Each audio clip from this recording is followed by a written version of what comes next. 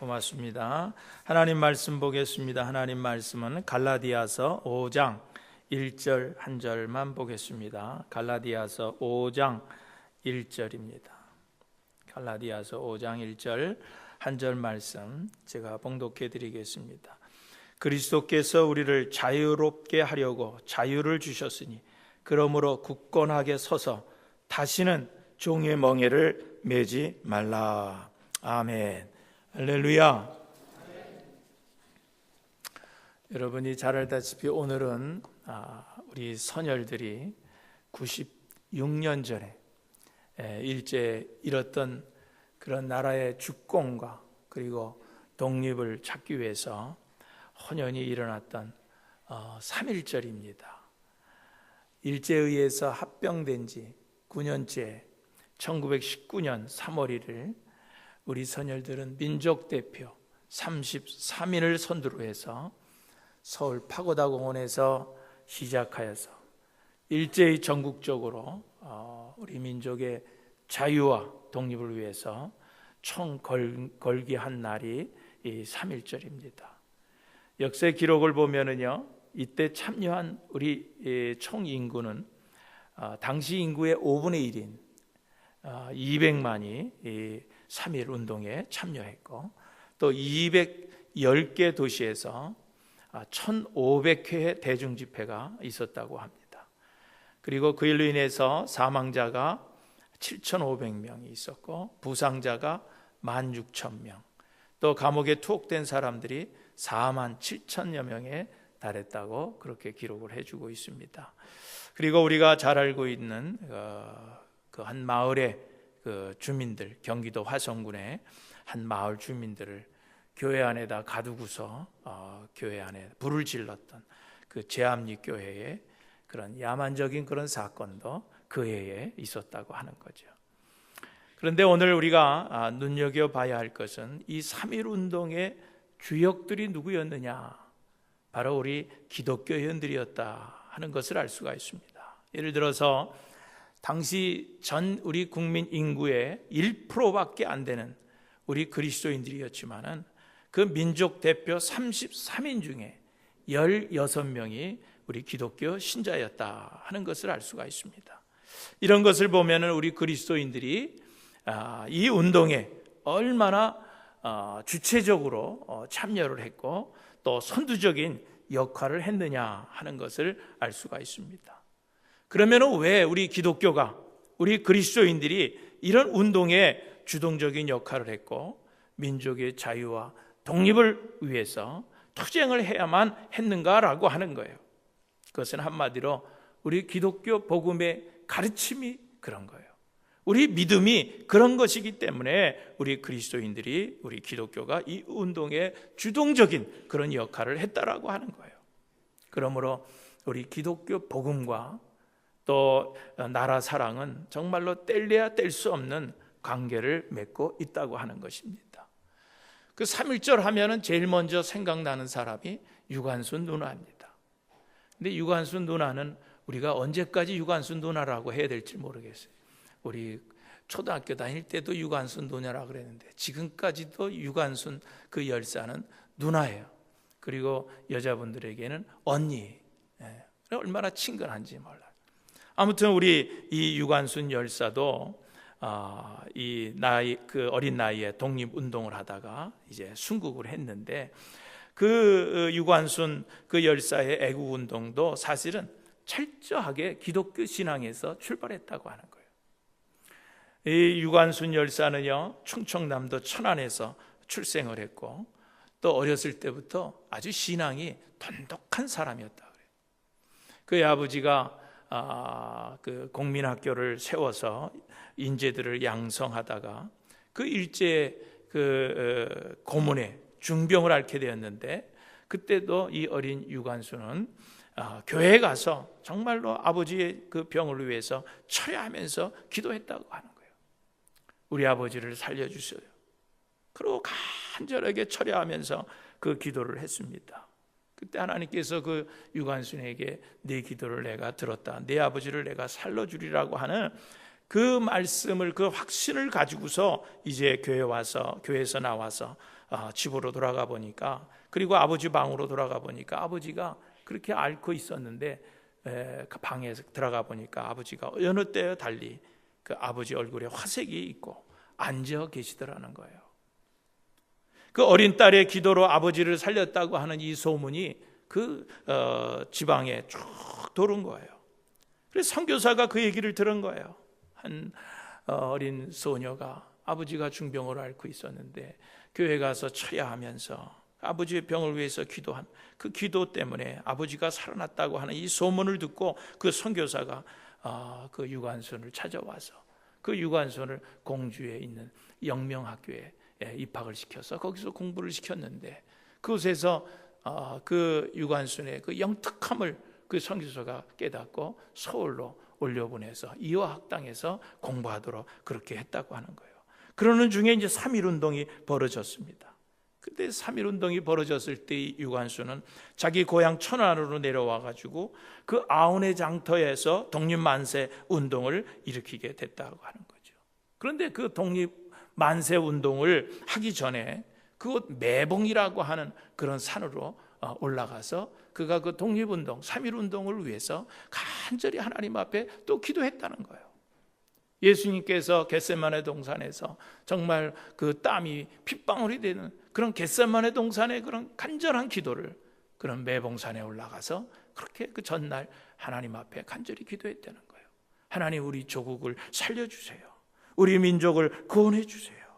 우리 민족이 자유하게 해주세요 하고 간절히 기도하고, 그 다음날 그 천안의 아운의 장터에서 내려와서 주민들을 동원해서 대한독립 만세를 외쳤다고 하는 거예요.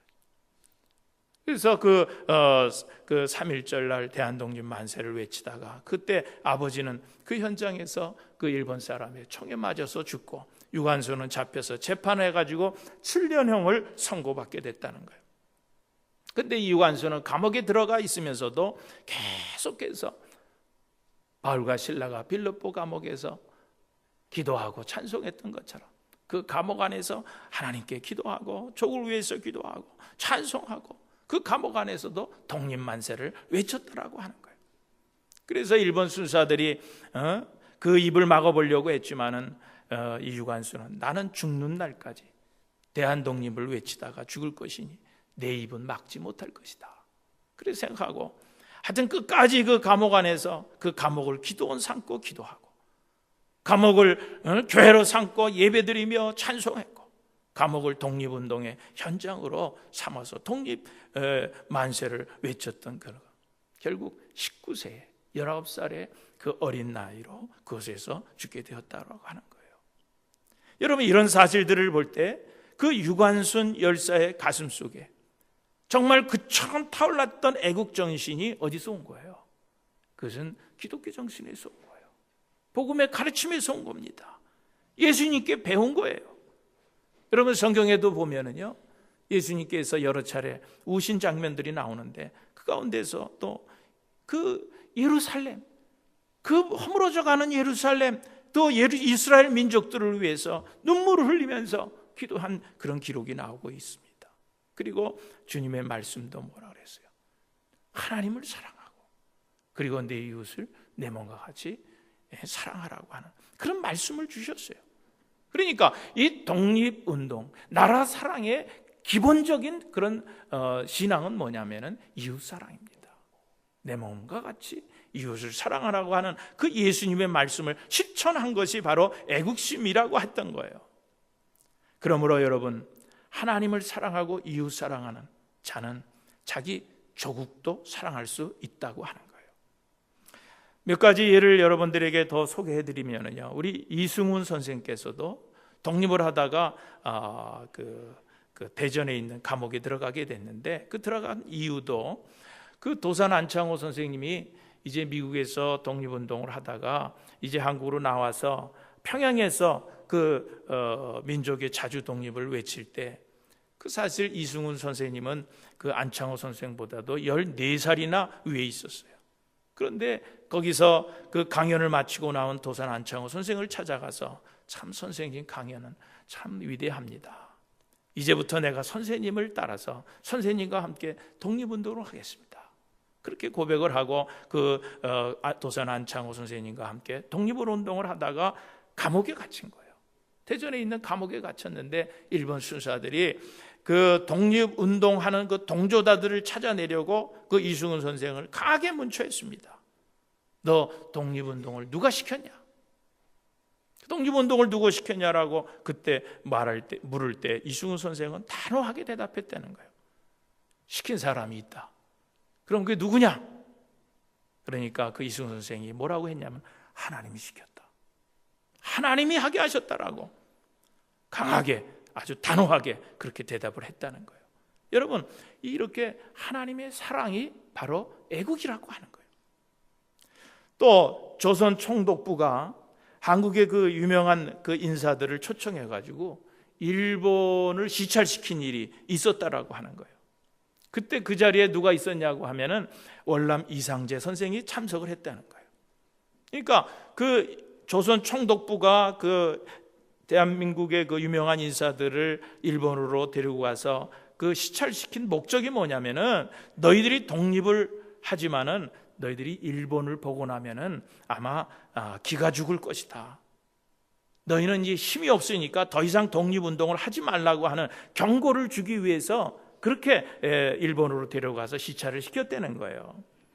그래서 그들은 일본으로 데려가서 대포 만드는 공장을 보여주고 군함 만드는 무기창을 다 구경시켜줬다는 거예요. 그랬을 때 그때 이상재 선생이 그 무기창을 보고 나오면서 그렇게 말했다는 거예요. 총독님, 성경에 말하기를요, 칼 든 자는 칼로 망한다 그랬습니다. 그렇게 얘기를 하더라는 거예요. 그 일본 사람들이 의도는 일본의 그 어마어마한 무기창을 구경시켜주면 그들이 기가 죽어서 독립운동을 못할 줄 알았는데 거기서 나오면서 그 이상재 선생이 칼 든 자는 칼로 망한다고 하는 이 말을 하는 말에 이 총독이 간담이 서늘해졌다는 거예요. 그러면서 그가 고백한 게, 야, 조선 사람 가운데 하나님을 믿는 그런 사람들은 막을 길이 없구나. 그렇게 고백을 했다는 거예요. 여러분, 그러므로 여러분, 나라를 살리는 힘이 뭐라고 생각하세요? 나라를 살리는 힘은 다른 것이 아니에요. 복음입니다. 복음. 복음이 나라를 살리는 거예요. 여러분, 우리 대한민국 땅에 선교사들이 들어와 가지고 그 땅에 그 복음을 전해줬어요. 참 미신 우상을 섬기던 그 나라에 복음이 전해짐으로써 어떻게 됐어요? 미신을 타파했습니다. 그리고 오둔했던 우리 민족들이 그 복음을 통해서 깨어나기 시작했다는 거예요. 그래서 그런 결과로 일제시대 독립운동을 일으켜서 나라를 살려놓았던 사람들이 누구였느냐? 바로 기독교인들이었다는 거예요. 그리고 그 후에도 해방 후에도 여러 가지 그 전쟁들이 일어났잖아요. 그 6.25 나라 그 전쟁 때 나라가 다 폐허가 되었어요. 다 살 길이 없을 때 여러분 교회들이, 우리 그리스도인들이 마지막까지 하나님을 의지하고 기도하면서 이 땅을 지켜왔다고 하는 거죠.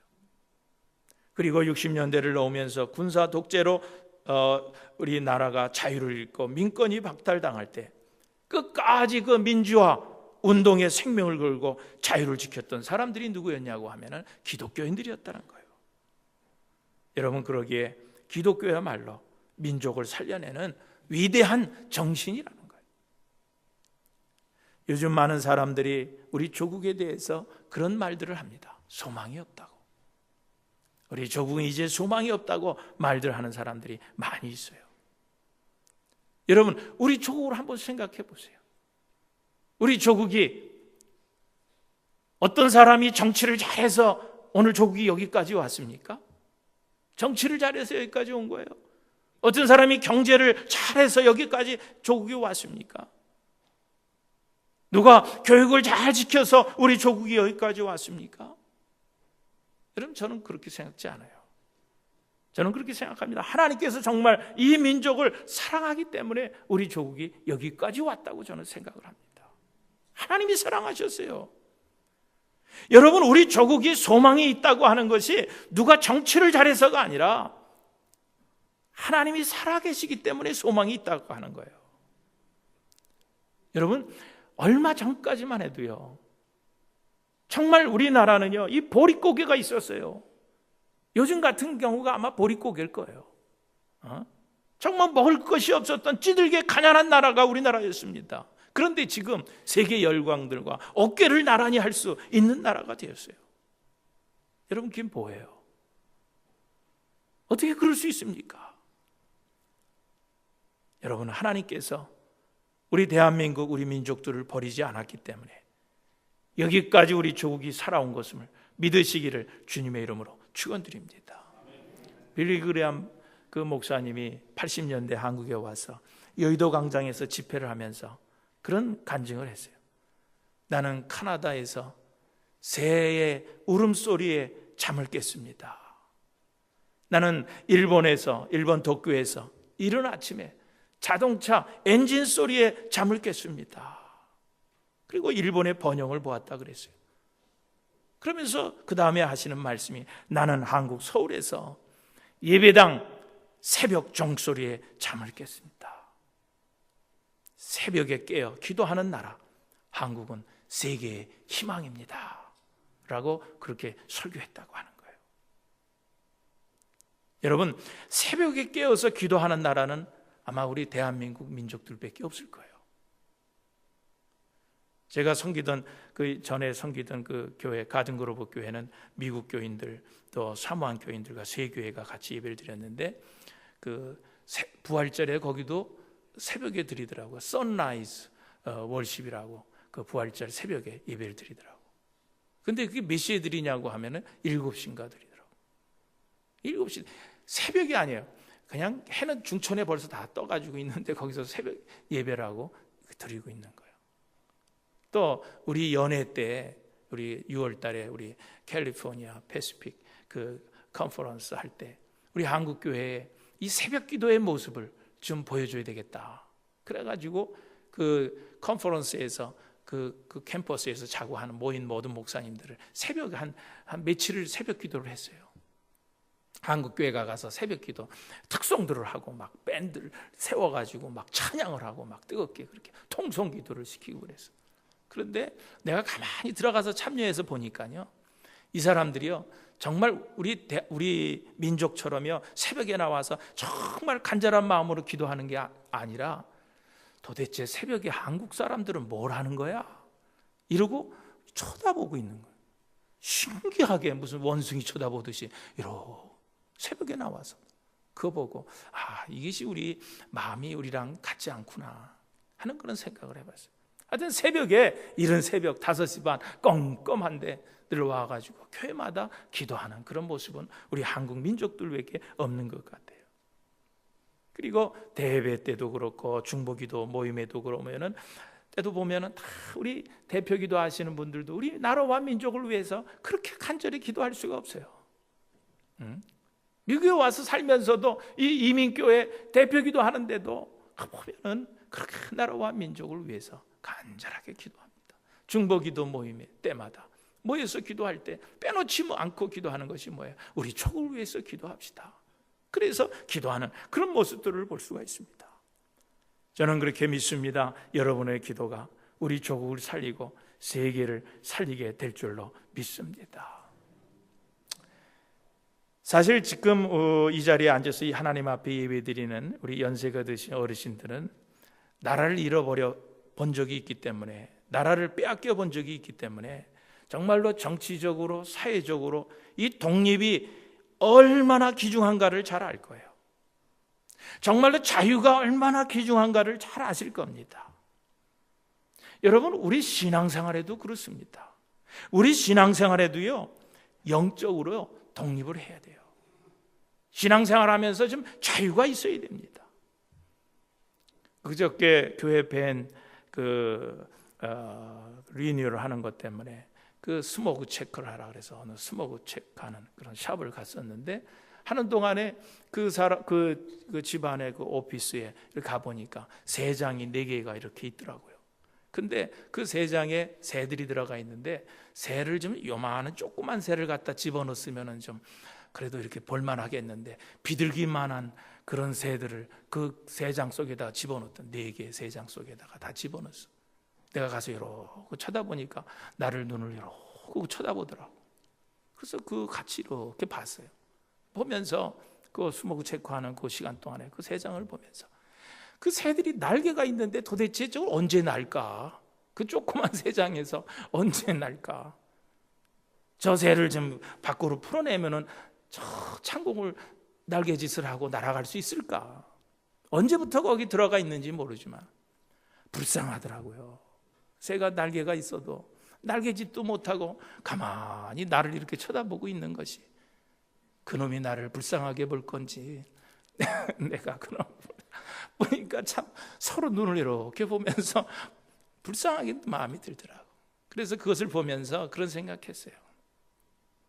우리 기독교인들도 우리 신앙생활 하면서도 우리에게 하나님께서 날개를 달아주셨는데, 신앙의 날개를 달아주셨는데 그 세상 속에 그 틀에 갇혀가지고 날개짓 한 번 못하고 그러고 앉아서 이러고 있는 우리 신앙인들을 생각하면서 참 불쌍한 생각이 들더라고요. 여러분, 오늘 본문에도 그랬잖아요. 우리에게 자유를 주셨어요. 우리 신앙 생활하면서 좀 자유하게, 좀 기쁘고 즐겁게 좀 자유를 우리에게 주셨는데 우리는요 종의 멍에를 메고 있다는 거예요. 그러면서 뭐라 그래요? 다시는 그런 종의 멍에를 메지 말라는 거예요. 여러분, 우리가 신앙생활하면서도 우리에게 큰 튼튼한 날개, 믿음의 날개를 우리에게 달아줬는데도 그저 새장에 갇힌 것처럼 이렇게 우리를 가두어두는 무엇이 있을 것 같아요. 꼼짝 못하게 만들어놓은 무엇이 있다는 거예요. 종의 멍에를 매게 하는 무엇이 있다는 거예요. 저는 오늘 본문 말씀을 묵상하면서 그게 뭘까? 가장 우리 신앙인들에게 그냥 새장에 갇힌 듯 그냥 가두어 놓는 것이 뭘까? 한번 생각을 해봤어요. 그래서 다른 것이 아니라 물질인 것 같아요. 물질이 우리를 신앙적으로 자유하지 못하게 하는 것 같아요. 그래서 우리 신앙인들은요, 무슨 헌금 얘기를 하고 돈 얘기를 하면은요, 굉장히 예민해집니다. 그래서 목사가 한번 무슨 그런 얘기를 하려고 해도 고심고심 끝에 한번 하게 돼. 그거 얘기하면은 그냥 시험 드는 사람이 많아. 나는 어쩌다가 1년에 한두 번 헌금 설교하는데 그때 새로운 사람이 앉아 있으면은 저 목사는 그냥 365일 헌금 얘기만 하는 목사로 낙인이 찍히는 거예요. 그러고 안 나와. 목사가 헌금 얘기만 한다고. 나는 그 주에 한 번 한 건데 목사가 헌금 얘기만 한다고. 헌금 얘기에 이 물질에 대해서 얼마나 예민한지 몰라요. 그래서 시험 드는 사람들, 이 믿음 생활하다가 시험 드는 사람들 보면은요, 거기가 다 이 헌금 때문에 이 시험 드는 사람들이 많아요. 그러니까 이 물질이요, 나를 자유하게 하지를 못합니다. 그런데 신앙적인 것만이 아니에요. 우리 삶이 다 그런 것 같아요. 이 물질 때문에요, 인간관계가 다 깨집니다. 믿었던 사람들끼리 깨어지는 거 가만히 보면 이 물질 문제 때문에 그래요. 엊그저께도 한국에서 엽총을 가지고 그것도 나이나 젊으면 모르지만은 70이 넘은 분들이 동생이 형 부부하고 그렇게 엽총으로 쏴서 죽이잖아요. 그게 뭐예요? 재산 때문에 그런 거예요. 돈 때문에 그러는 거예요. 부모와 자식 간의 그 재산 때문에, 물질 때문에 금이 갑니다. 형제 간에 금이 갑니다. 친구 간에, 이웃 간에 그것 때문에 금이 가는 거예요. 그러니까 신앙생활하면서도 우리를 가장 자유롭지 못하게 하고 마치 새장에 가둬놓는 것처럼 그렇게 만드는 것이면 돈 문제예요. 돈 문제 사실은. 성경에도 보면은요, 야곱의 생애를 보면은요, 사실 이 야곱은요, 이 독립해서 한 번도 살아본 적이 없어요. 그냥 엄마 품에서 엄마가 시키는 대로 그러고 살았어요. 엄마가 시키는 대로 장자권까지 축복권까지 빼앗아가지고, 그리고 도망간 곳이 어디 외삼촌 라반의 집에 가. 그곳에서도 그냥 삼촌 라반의 보호만 받고 사는 거예요. 종같이 그곳에서 사는 거예요. 그런데요, 어느 날 갑자기 이 야곱이요 용기를 냅니다. 그리고 라반을 찾아가서 독립선언서를 낭독하는 거예요. 창세기 30장에 보면은요, 정말 지금까지 한 번도 자기 스스로 뭐 하나 결정하지 못하고 늘 의존하면서 기대어 살았던 야곱이 큰 맘 먹고 독립을 선언합니다. 30장 25절 26절을 보면 이런 말을 야곱이 합니다. 라헬이 요셉을 낳을 때 야곱이 라반에게 이르되 나를 보내어 내 고향 나의 땅으로 가게 하시되 내가 외삼촌에서 일하고 얻은 처자를 내게 주시어 나로 가게 하소서. 뭐예요? 독립을 선언한 거예요. 이제 독립하겠다. 나를 보내어 나로 가게 하소서. 야곱이 이제는 외삼촌 라반에게서 독립하고자 하는 거예요. 야곱은 라반의 집에서 결혼도 했고 가정을 이루었고 자식들도 늘어갔습니다. 그러나 그곳에 있는 동안은 외삼촌을 섬기는 종 같은 사람일 뿐이에요. 자기 것이 없습니다. 그래서 외삼촌의 땅을 떠나서 이제 자기의 땅 본토 고향으로 돌아가겠다는 거예요. 야곱의 독립 선언입니다. 그런데도 보세요. 이런 때도 창세기 30장 28절에 보면은요, 오늘 이 라반이 그 야곱에게 뭐라냐고 하면 또 이르되 내 품삯을 정하라. 내가 그것을 주리라. 내 품삯을 정하라. 내가 그것을 주리라. 내 품삯을 정하라. 이제 정말 독립하겠다는 야곱을 외삼촌 라반은 뭘로 붙듭니까? 품삯으로 붙드는 거예요. 품삯으로 붙듭니다. 돈으로 붙드는 거예요. 그러자 야곱은 그대로 주저앉고 맙니다. 31절에 뭐라 그랬어요? 야곱이 이르되 외삼촌께서 내게 아무것도 주시지 않아도 나를 위하여 이 일을 행하시면 내가 다시 외삼촌의 양떼를 먹이고 지키리이다. 뭐예요? 물질 때문에 그대로 그냥 그 자리에 주저앉은. 그러고서 6년을 더 그곳에서 종같이 섬기면서 사는 거예요. 주저앉고 말아요. 여러분 그렇습니다. 이 항상 물질이라고 하는 거, 이 재물이라고 하는 거는요, 정말 이 숭고한 독립운동의 정신을 다 깎아먹습니다. 일제 치하에서도요, 민족을 배반하고 동지들을 배반하고 일제 앞잡이가 된 사람들 모두가 다 어디에 노예가 된 거예요? 물질의 노예가 된 거예요. 재물의 눈이 어둡다 보니까 그 숭고한 독립운동의 정신을 다 팔아먹는 그런 사람들이 되었다라고 하는 거예요. 이런 것을 보면은요, 신앙인이 영적으로 독립하는데 가장 장애물이 되는 것이 뭐냐고 하니 물질이라고 하는 거예요. 그러므로 이 물질에 대한 유혹을 이기지 못하면은요, 결국은 영원히 신앙적으로 자유하지 못한 거예요. 여러분, 부자는요, 참 돈이 많아서 육신 생활에 부족함이 없습니다. 불편함 없이 살아갑니다. 먹고 싶은 음식이 있으면 가서 어디든지 가서 사다가 배불리 먹습니다. 사고 싶은 것이 있으면 무엇이든지 어딜 가든지 다 가서 구하고 살 수가 있습니다. 몸에 이상이 있으면 병원에 가서 또 좋은 의사의 치료도 받을 수 있고, 병원도 특실에 입원을 해서 치료를 받을 수 있습니다. 좋은 약은 또 구해다가 다 먹을 수가 있습니다. 이렇게 부자는 별로 불편한 것이 없이 인생을 살아갈 수가 있습니다. 그런데 이 부자에게 문제가 뭐냐고 하면은요, 영적인 문제의식이 없다는 거예요. 그것이 부자의 약점입니다. 육신적으로 편하다 보니까 그 대신 영적인 것에는 아무런 문제의식이 없이 살아간다는 거예요. 그래서 예수님께서도 뭐라고 그러셨어요? 부자가 천국에 들어가는 것이 낙타가 바늘기로 들어가는 것보다 어렵다고 그렇게 말씀했어요. 여러분, 그렇습니다. 우리가 신앙생활 하면서 절대로 이 물질적인 것에 얽매여서 세상에 갇힌 듯이 날개짓 한 번 못하고서 그렇게 갇혀있는 그런 신앙생활에서 독립하여서 신앙적으로 자유함을 누리시는, 신앙생활의 자유함을 누리시는 오늘 여러분들이 되시기를 주님의 이름으로 축원드립니다. 두 번째로, 오늘 우리들이 좀 신앙생활 하는데 자유하지 못한 게 뭘까? 생각해 보니까 그것은 다른 것이 아닌 것 같아요. 상처인 것 같아요. 상처가 우리를 자유하지 못하게 합니다. 여러분에게 늘 가끔 말씀드리지만은요, 우리가 자라면서 참 많은 상처들을 받습니다. 부모에게로부터 또 받는 그런 상처들이 있어요. 아무것도 아닌 것 같은데 부모가 한 말 한 것이요, 그 딸아이에게는요 굉장히 마음에 상처를 갖더라고요. 어떤 어머님이 딸을 잘 키웠어요. 그 딸이 목사님 사모까지 됐어요.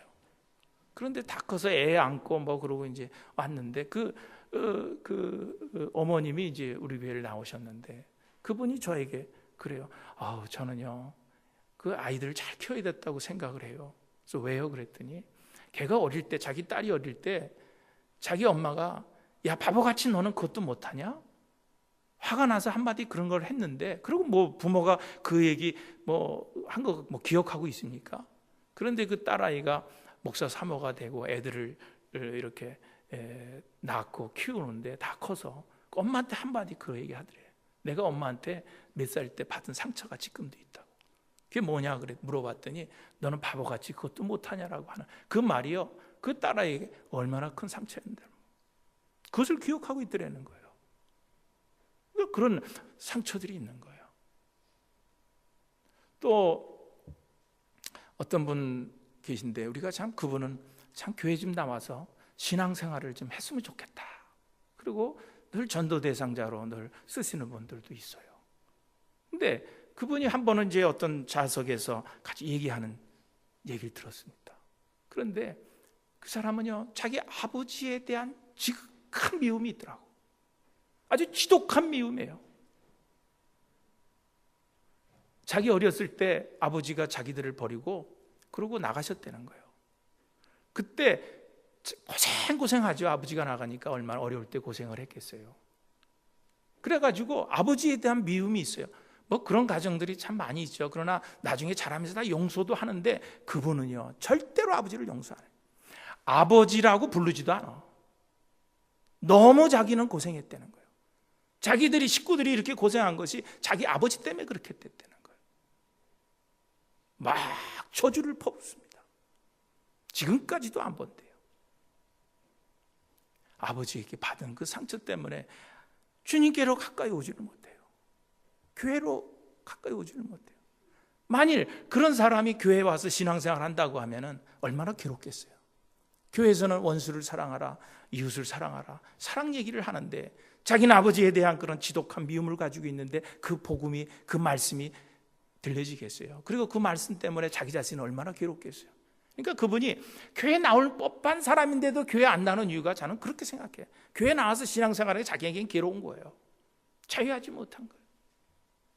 그래서 교회를 안 나오는 거예요. 언젠가는 하나님께서 그를 교회로 인도할 줄로 저는 믿습니다. 그런 상처들이 있어요. 부부간에 받은 상처들이 있습니다. 이웃들로부터 받은 그런 상처들이 있어요. 그런 상처들이요, 알게 모르게 우리의 마음속에, 내적 우리 마음속에 다 존재하고 있는 거예요. 다 존재하고 있어. 생각을 안 하고 있어도, 기억은 안 하고 있어도 그것이 가지고 있다가 어느 날 갑자기 하나씩 툭툭 나오는 거예요. 그래서 내적 치료라고 하는 것들을 많이 하죠. 그래서 그런 것들을 치료받아야 된다고들 그렇게 얘기를 많이 합니다. 그런 것들이 내 내면에 존재해서 끊임없이 우리의 삶을 고통스럽게 하고 실패하게 만드는 거예요. 그런 내적 상처들이 우리 마음에 있어가지고요, 우리가 모든 것을 잘못 보게 만드는 거예요. 모든 것을 판단할 때 잘못 판단하게 만듭니다. 관계성에 있어서도 그게 담을 만드는 거예요. 사람과의 관계에서 담을 만들고 스스로 고립하게 만듭니다.